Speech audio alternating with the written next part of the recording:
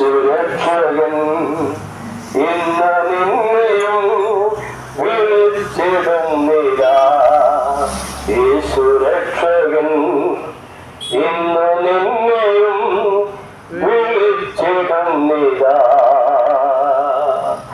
കർമ്മമാർഗങ്ങളാൽ ആരംഭങ്ങളാലും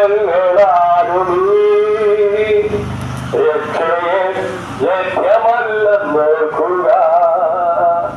കർമ്മമാർഗങ്ങളാൽ ആരംഭങ്ങളാലും രക്ഷയെ ലഭ്യമല്ലെന്നോർക്കുക.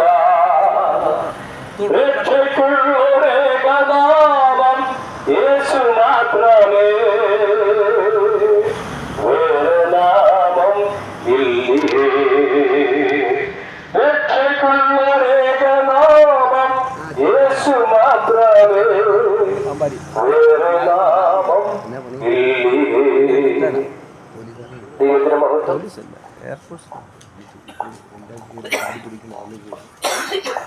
ആകാശവും ഭൂമിയും സമുദ്രവും അവയിലുള്ള സകലത്തെ സൃഷ്ടിച്ച സർവശക്തനായ ദൈവത്തിന്റെ നാമം മഹത്വപ്പെടുമാറാകട്ടെ.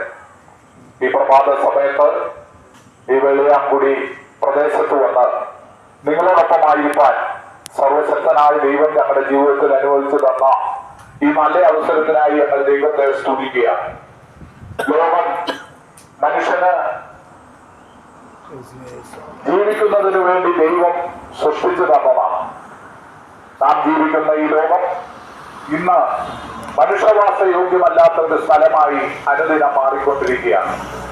അസഹ്യമായ ചൂട്, കേരളം അല്ലെങ്കിൽ ഭാരതം ഇന്നുവരെ അനുഭവിക്കാത്ത ചൂട് നമ്മൾ ഇന്ന് അനുഭവിച്ചുകൊണ്ടിരിക്കുന്നു. കാലാവസ്ഥയിൽ മാറ്റങ്ങൾ വന്നിരിക്കുന്നു.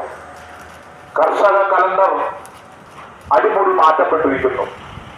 എന്താണ് നാളെ സംഭവിക്കുന്നതെന്നുള്ള ഉത്കണ്ഠ മനുഷ്യവർഗത്തെ മുഴുവൻ ഉത്കണ്ഠയിലും വേദനയിലും മുൾമുനയിൽ നിർത്തുന്ന ഈ സാഹചര്യത്തിൽ സർവശക്തനായ ദൈവം തന്റെ ഏകജാതനായ പുത്രനായ യേശു ക്രിസ്തുവിൽ കൂടി മനുഷ്യവർഗത്തിന് നൽകിയിരിക്കുന്ന പോംവഴികൾ, രക്ഷാമാർഗങ്ങൾ നിങ്ങളോട് അറിയിക്കുക എന്നുള്ളതാണ് ഞങ്ങളുടെ ഈ യോഗത്തിന്റെ ഉദ്ദേശം.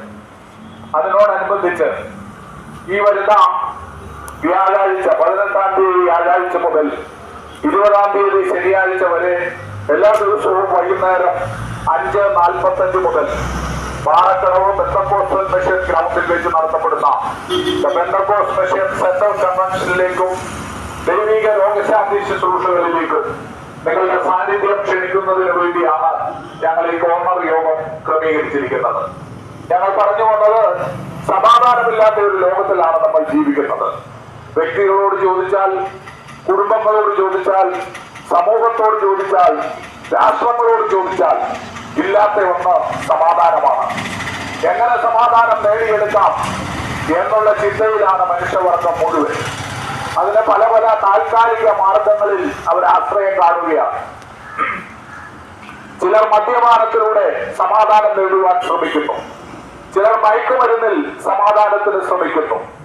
ചിലര് ചില ദൃശ്യ മാധ്യമങ്ങളുടെ മുമ്പിൽ സമയം ചെലവഴിക്കുമ്പോൾ തങ്ങൾക്ക് താൽക്കാലികമായി സമാധാനം ലഭിക്കുന്നു എന്ന് കരുതുന്നു.